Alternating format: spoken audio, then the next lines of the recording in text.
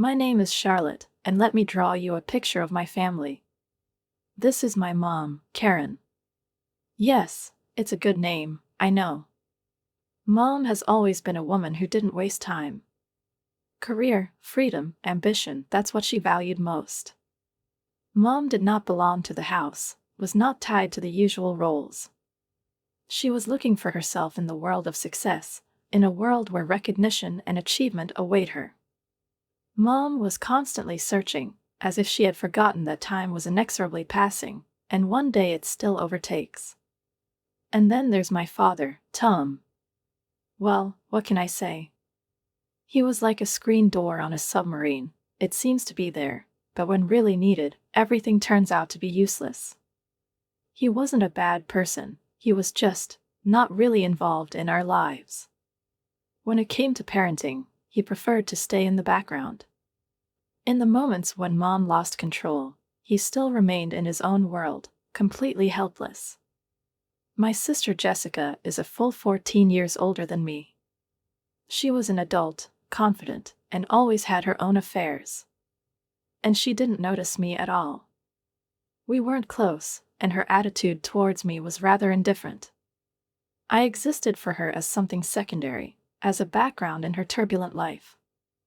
I came into this world as an unexpected surprise, an unwanted one. Mom was 42 years old when she found out she was pregnant with me. She thought that everything was over, life was over, menopause, and nothing new would happen. When she eventually realized that I was going to be born, she decided that the universe had a very perverted sense of humor. At first, Karen didn't believe it, didn't want to accept the idea that her life would change. When she finally got to the doctor, it turned out that everything was already running, and she had no choice. I was already on my way, and it was impossible not to stop me. I remember how she screamed, pacing around the bedroom, with an expression of complete bewilderment and confusion. "What are we going to do, Tom? What should we do?" And my father, as always, answered calmly, shrugging his shoulders. "I don't know, Karen. Maybe it's worth talking to my father." That's how Grandpa Joe got involved in our mess. He lived in Canada, was far away, but flew in to play the role of peacemaker. "Karen, Tom, listen, I understand that this is not what you planned, but it's already happening. I will help you financially, just give this child a chance. You don't have to give up on her." And so, Mom, with her character, obsessed with her career, at first warred, puffed, but eventually agreed. "Well, I'm not going to let this child ruin my life," she said, as always, confidently and restrained. It was with this decision, with this threat, like a knife, that I, Charlotte, came into this world. Premature, with a number of obstacles that I still had to overcome. Jessica, my so-called sister, might as well be a stranger living in the same house. 14 years is a hell of an age difference, and she's made it clear that she's not interested in playing an older sister. I was like a random element in her life, an insignificant background against the background of her growing up and preparing for college. As always, I was too small, too annoying, too useless. I remember when I was about 6 years old, and I tried, like a little girl, to look for a kindred spirit in her, with whom I could share my stormy childhood fantasies. But she, absorbed in her life, did not pay attention to me. I peeked out from behind the doorjamb of her room, hoping that she would notice me and suggest something interesting. "Jessica, can I see how you do your makeup?" I asked, almost jumping up and down with impatience, looking into her space. She barely looked at me, irritation flashed in her eyes, and she didn't even bother to look up from her work. "No, Charlotte, I'm busy, go play with your toys or something," she replied, continuing her beauty ritual. I didn't understand why she was so reluctant to accept my presence. I didn't want to be a loner, I wanted her to be with me, at least a little bit. "But I don't want to play alone, could we do something together?" I naively insisted, tired of being alone, of all these toys that couldn't comfort me. In response, Jessica threw the mascara on the dresser, turned away and said with a heavy sigh, "Look, we're not friends, okay? I'm not here to entertain you. Go bother Mom or Dad. These words sounded like a verdict, like a quiet and cool confession that I was not important, that she did not need me. And it was almost as sad as our sisterly bond could be cold and lifeless. Mom has always been different, although her attitude towards me has never been warmer. Every day when she came home from work, the situation became more desperate. I remember her coming into the house, tired, with that look that said, "I can't do anything else." With 5 steps, she was already rushing to her cabinet with alcoholic beverages. This ritual was like a kind of salvation, like a cry of the soul to escape from the daily routine, from their duties and meaningless conversations. Adult life is always in survival mode. "Mom," I called, "glad to see you. Can we play a game or read some story?" I asked, hoping that somehow I would distract her from this world of wine and fatigue. She was pouring herself a large glass. Its red contents seemed almost a symbol of her personal fatigue. The heavy sigh with which she glanced in my direction said it all. "For God's sake, Charlotte, don't you see? I need peace and quiet. Go to your room and play by yourself. You're old enough to entertain yourself." At such moments, I didn't understand what it meant to be old enough. At the age of 6, being an adult seemed like something incredible and cruel. It was a joke. And, as always, it was pronounced by my father, sitting in his usual place, in the corner, forever forgotten, unimportant. He promised Mom that he would take care of me, but those words always remained empty. He was too busy to keep his promises, or too tired to be around. His favorite phrase is, "Not now, Charlotte." And I knew that "not now" is always. I forced myself to smile, even though deep down there were too many questions for them all to fit into one thought. Why the hell did they tell me that? Flashed through my mind. My parents, as always, were able to find ways to say things that I didn't want to hear.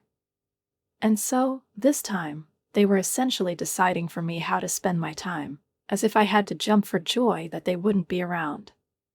Of course, the wedding, the preparations, all this fuss. I couldn't figure out how they thought I'd be worried. I was not a part of this world. I didn't want to be. "We're going to be very busy preparing for the wedding," Mom said, not noticing my complete lack of enthusiasm, as always, not seeing me. Her voice was boring and detached, as if she was saying it automatically, not giving herself the trouble to understand what I really feel. And suddenly, "That's why we want you to stay with your Aunt Sarah for a while." I blinked, digesting their words. The pause dragged on. Were they going to send me to my aunt so that I wouldn't interfere with the wedding preparations? At first I thought it was some kind of weird way to offend me, but frankly, it was the best news I've heard in years. I didn't expect it to be so easy. "I'd like to stay with Aunt Sarah," I said, trying not to show my relief, but there was obvious impatience in my voice. Mom and Dad exchanged glances, as if they didn't believe I wouldn't make a scene. Apparently, they expected me to resist, cry, or swear. But I wasn't really ready for another scene. I packed my things faster than I could say, "unwanted child," and almost ran out of the house. I walked down the street, feeling lightheaded as I headed for Aunt Sarah's house. I didn't even look back. The months have flown by. The time of Jessica's wedding was passing, and it didn't bother me anymore. I was too busy with my new life. Aunt Sarah and I cooked together, watched movies, and walked in the park.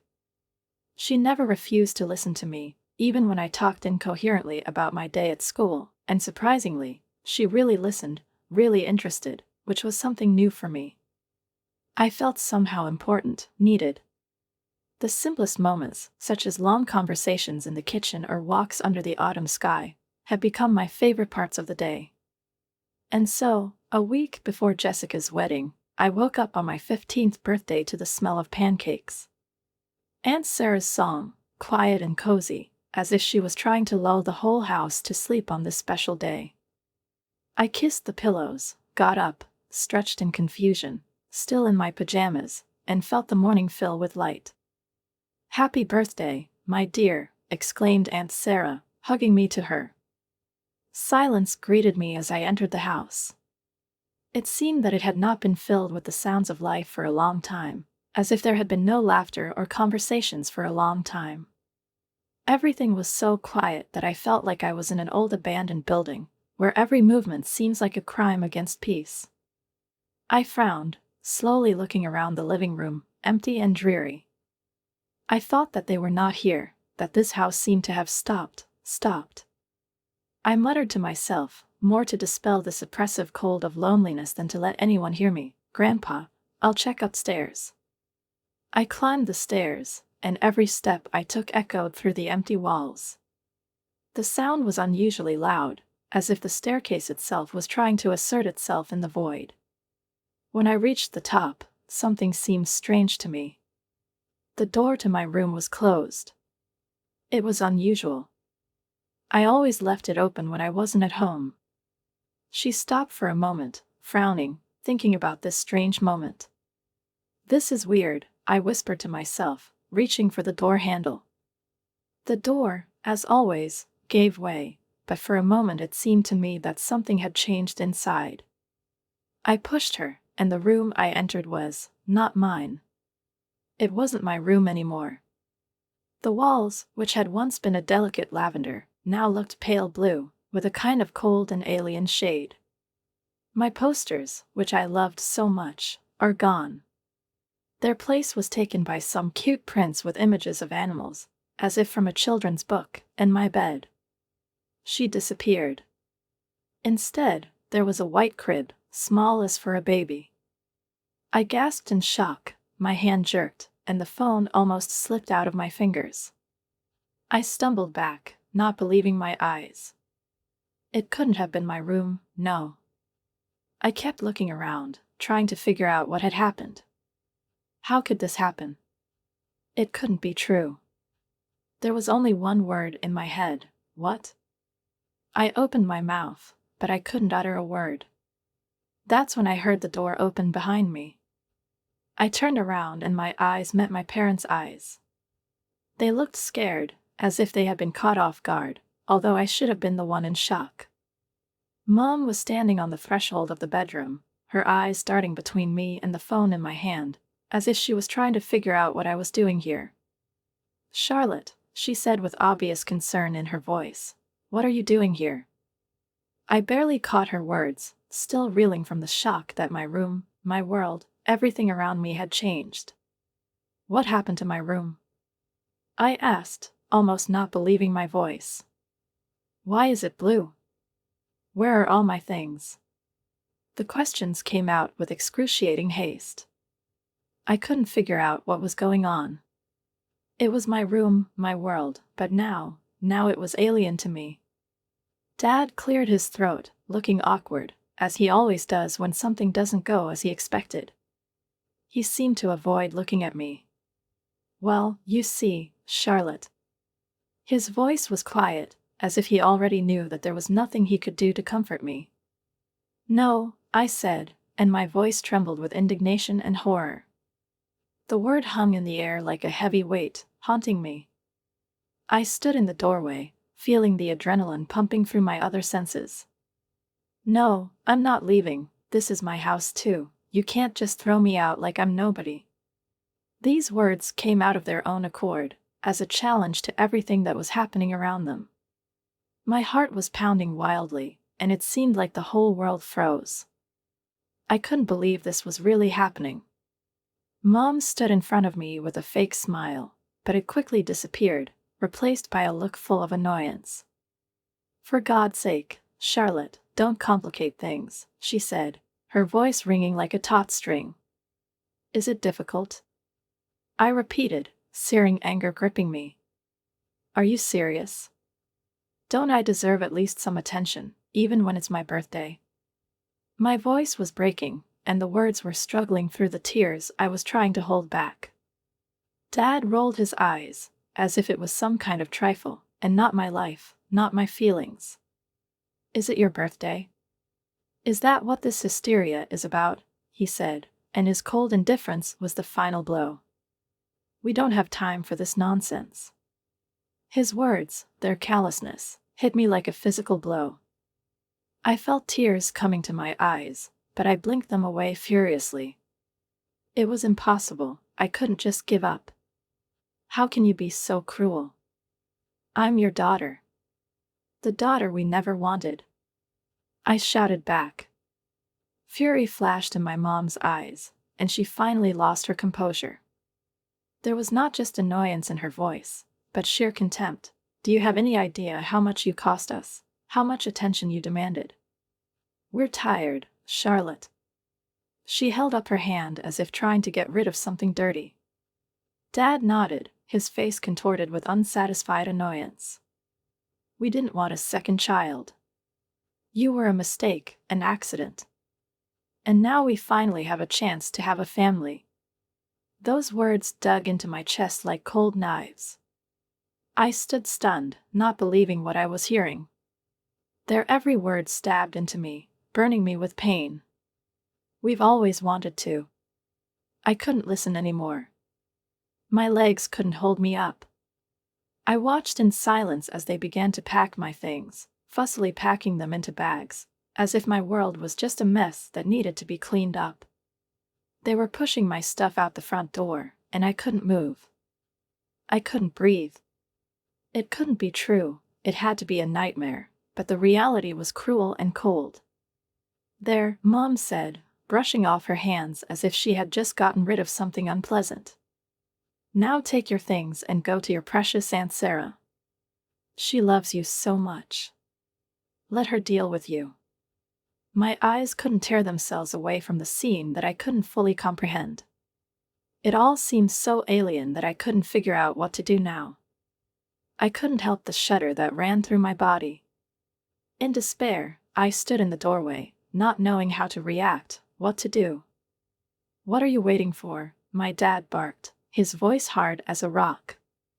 "Get out, we need to get ready for the wedding." His words were the final blow. When I got to Aunt Sarah, my tears had almost subsided. The noise in my head subsided, leaving only a heavy stone in my chest, as if the world I grew up in had collapsed.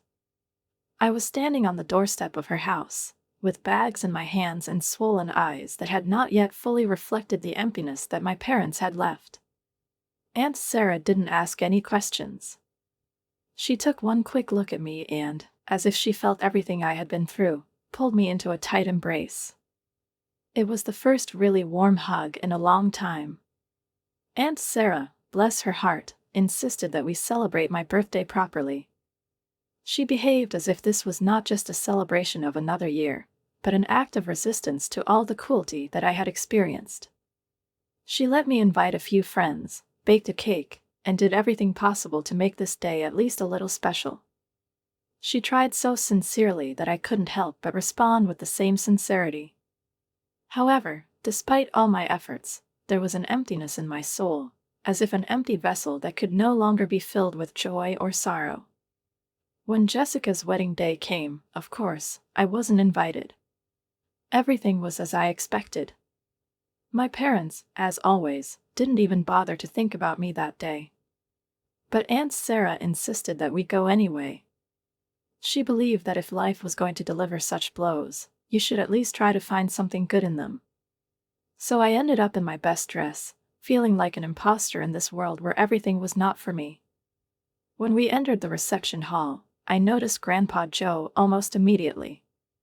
He was sitting at the table, his back was straight and his gaze focused, as if he was ready for any challenge, whatever it was. There was always an elusive energy in his presence, something that made me nervous even before we had time to say hello. He was as unwavering and domineering as I remembered him, and I felt like his gaze was piercing through me. The newlyweds came out at the most solemn moment, and Jessica looked like a real princess.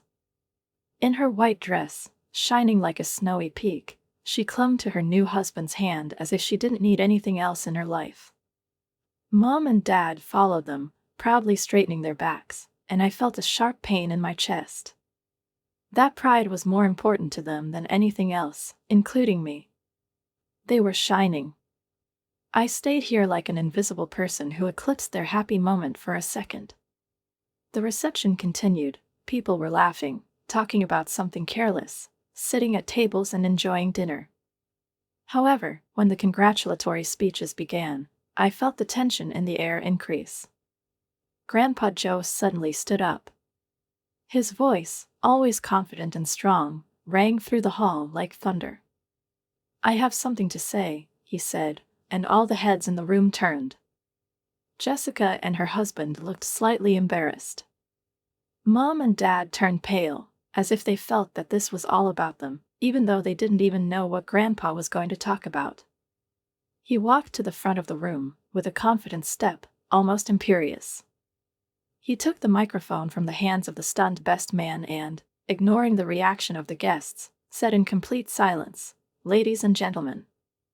I was awakened by Aunt Sarah's persistent knocking on the front door.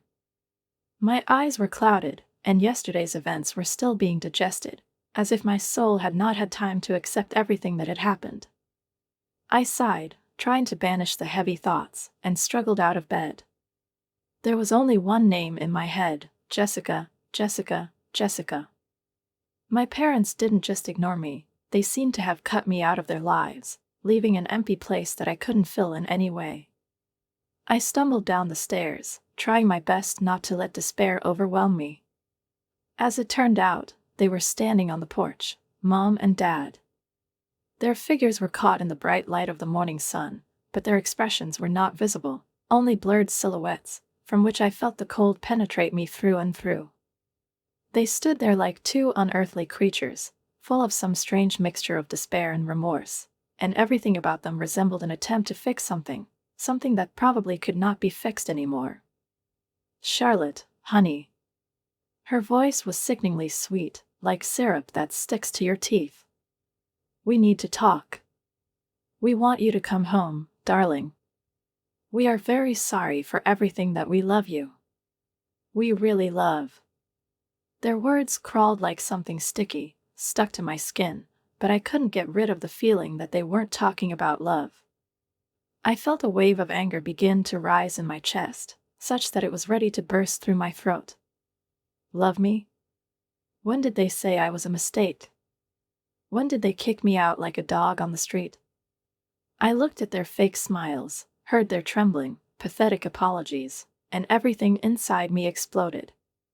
I couldn't stand it, interrupting them. My words came out like a knife. "This is not about me at all."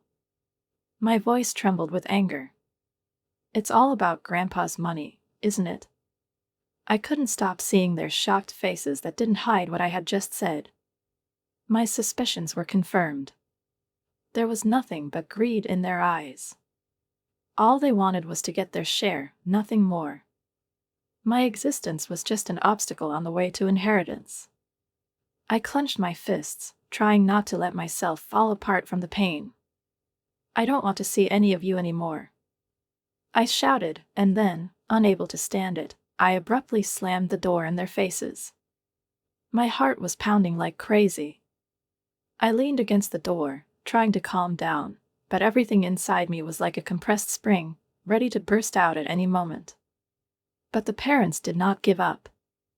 Over the next few days, they appeared again and again. Each time they were more persistent than the last time. They called in the evenings, sending long messages full of complaints and apologies. They wrote me emails demanding forgiveness, as if the sincerity of these words could at least fix something. Even other family members tried to convince me that everything will be different. But I didn't believe it. I no longer believed in their love. I did not believe in their promises. A week passed, and the day I was alone in Aunt Sarah's house, it seemed to me that I had finally found some peace. But as soon as I heard the noise outside, everything went to hell again. It was like a sign, like a harbinger of something terrible, something that I couldn't control. I felt a heavy weight lifted from my shoulders. For the first time in my life, I was free from their poisonous influence, from their constant pressure and manipulation. The world seemed to unfold like a mosaic, and I saw it in a new light, much clearer. They couldn't control me anymore. At that moment, I realized I was no longer dependent on their confessions, their love, their approval. I was my own boss, and it was liberating.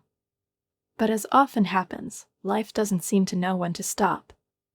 She continued to spin like a ruthless machine, and it soon became clear to me that the drama I thought I had been through had hardly come to an end. Grandpa Joe invited us to his lawyer's office to formalize the latest changes to his will. We were sitting in plush leather armchairs surrounded by mahogany bookshelves, and the air was saturated with the smell of old, yellowed papers. I was nervous, even though I tried not to show it, but my heart was pounding heavily in my chest. "Charlotte, Sarah," Grandpa began in a solemn voice, his eyes twinkling as if he was hiding something. "I want you both to know that I have made some changes to my will." He nodded to the lawyer, who took a thick document like a book out of a drawer and put it in front of us. I stared at this piece of paper with a sinking heart, feeling excitement fill me like a storm approaching from the horizon. As I promised at the wedding, the grandfather continued. "I have decided to leave all my possessions to you, Charlotte, and to you, Sarah.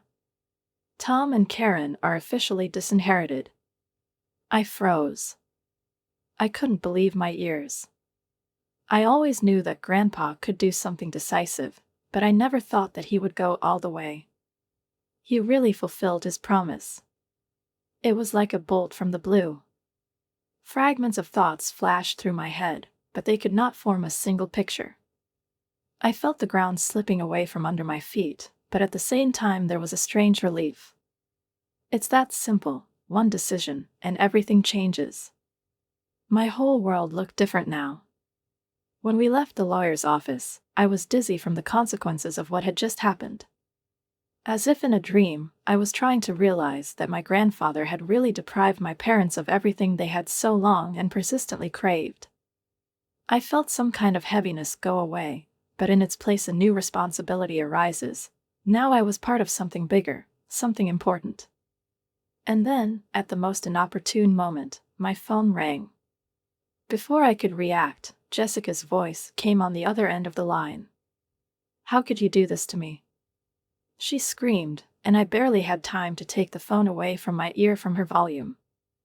I covered my ear, trying not to succumb to her hysteria. "What are you talking about?" I asked, confused. She didn't let me answer, continuing to scream. "You turned Grandpa against us. Now he's leaving everything to you and Aunt Sarah. It's not fair." Her voice sounded like the whole world had collapsed in front of her eyes. I stopped talking. Jessica didn't understand. She couldn't understand that all this fighting, all this time, was not for her. The tears in her voice, the screams, all this was an empty sound compared to what I had been through. Yes, I got what they dreamed of, but it wasn't what they thought. It was my time, my liberation.